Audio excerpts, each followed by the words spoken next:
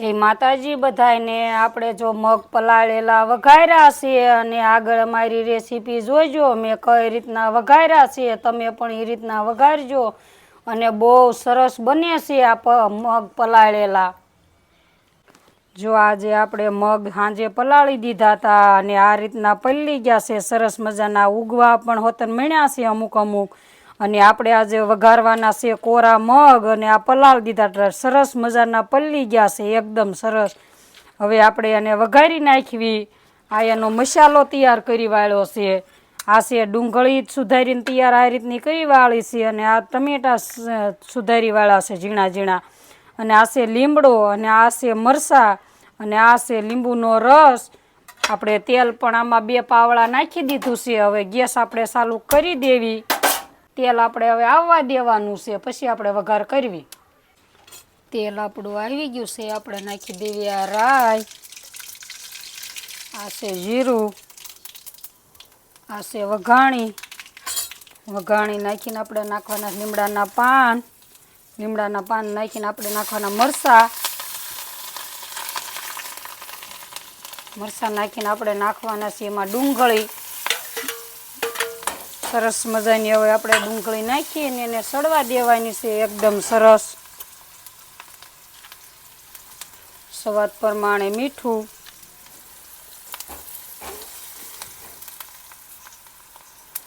છે હળદર, એકદમ સરસ મજાની ડુંગળીને સડવા દેવાની છે।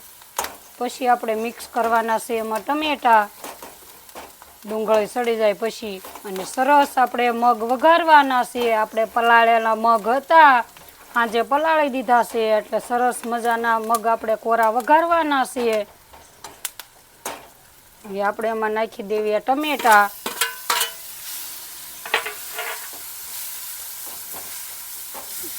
પણ આપણે સરસ મજાના એકદમ સડવા દેવાના છે। ટમેટા સડે ત્યાં લગન આપણે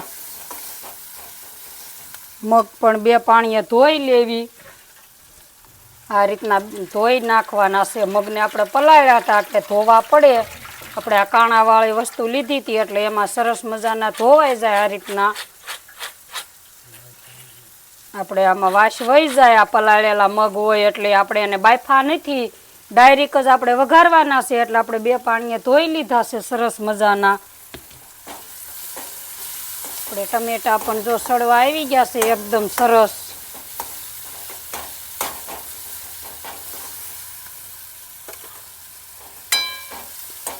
ટમેટા આપણે સડી ગયા છે। હવે આપણે એમાં નાખી દેવાનું છે મરચું,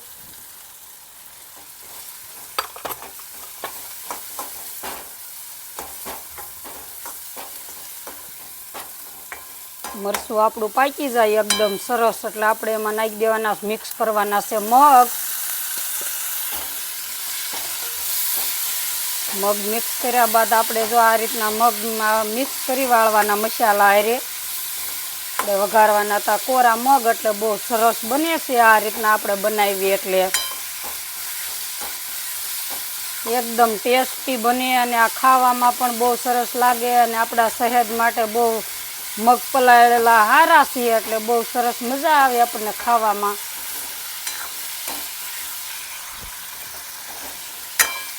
આપણે આ રીતના મિક્સ કરવાના।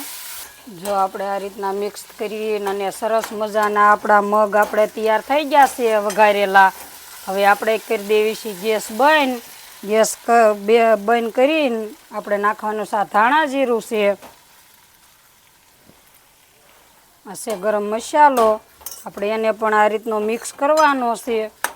મિક્સ કર્યા બાદ આપણે એમાં નાખવાનો છે આ લીંબુનો રસ, એટલે એકદમ સ્વાદ સારો આવે, ખાટો મીઠો એકદમ, અને મગ આપણા એકદમ ટેસ્ટી લાગે। અને આપણા મગ વઘારીને તૈયાર થઈ ગયા છે।